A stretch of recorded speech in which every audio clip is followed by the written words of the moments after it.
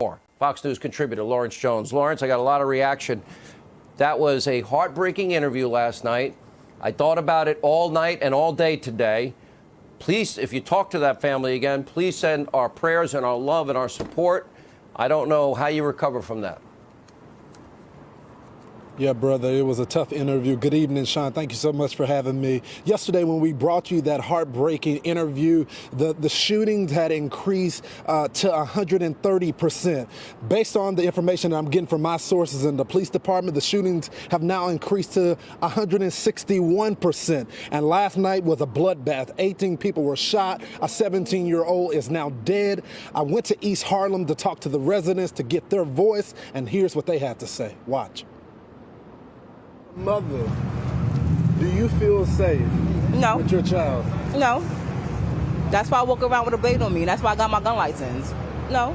The police, they took the rights from them. So now everybody, it's like you would say Afghanistan out here. Now it's a war. Do you think it was the bad move to take those cops? Yeah, it was a bad move. I feel bad because, they're killing innocent people, kids. Do you feel safe in the community? Not at all. They cut $1 billion from the police, and it looks like crime is going up right now.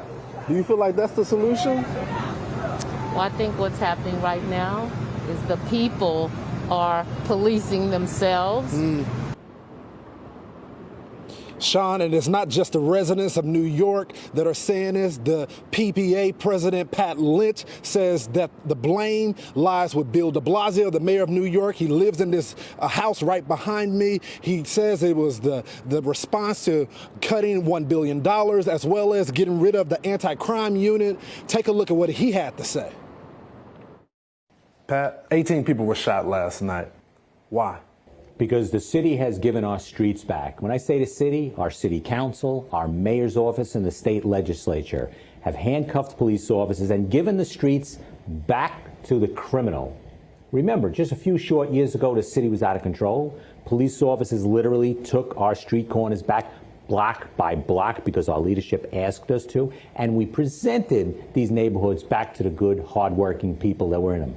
Well, this administration decided that's not good. They demonize police officers. They've changed the rules where it's impossible to do our job, and the criminals take advantage of that. When a criminal hears from City Hall there's going to be a soft touch on crime, they know exactly what that means. It means there's a smorgasbord on the street, and we're going to take advantage of it, and they have. Where we have children being shot on the streets, how terrible can that be? A 1-year-old was killed. A 1-year-old on top of a 14-year-old, a 15-year-old, our aspiring basketball player in the Bronx who is going to announce to his mother what college he chose to go to, but before he can do that was gunned down. It's happening so often now, we're forgetting the tragedy that happened before that. We're waking up in the morning and say, how many last night? That's crazy. Is the mayor responsible? Tell me about him cutting $1 billion from the police department and the impact that's going to have on the police department. Well, it's not just one thing, but saying we're going to take $1 billion from your budget because there was a slogan on a sign at a march, and then the mayor says, we're going to do that. Defund the police. Defund the police. Now, I love it. As a person that have protested in my life, the protests for fairness for police officers, and I've even marched. I like it because you say defund the police, the definition can mean something to you and something different to me, so they start yelling it. Then you have the cowardice of our city council and the mayor's office trying to figure out what the protesters want. They're not going to stop at $1 billion.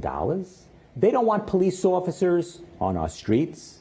They don't want us taking the guns out of perps' belts. They don't want us keeping our children safe in school. Well, what's next? What's the next slogan we're going to chase? Is there any hope of taking the city back? You know what? I'm a guy that always sees the path. And I'm a guy that always sees the light at the end of the tunnel. But I'll be honest with you, I'm having a hard time even seeing the tunnel now. Sean, he also said in an interview that he's all for getting rid of all the bad apples that are in the police department. He doesn't want them a part of the police department, but the way that the mayor is handling this is going to get people killed. Back to you, Sean. All right, Lawrence, thanks for that report.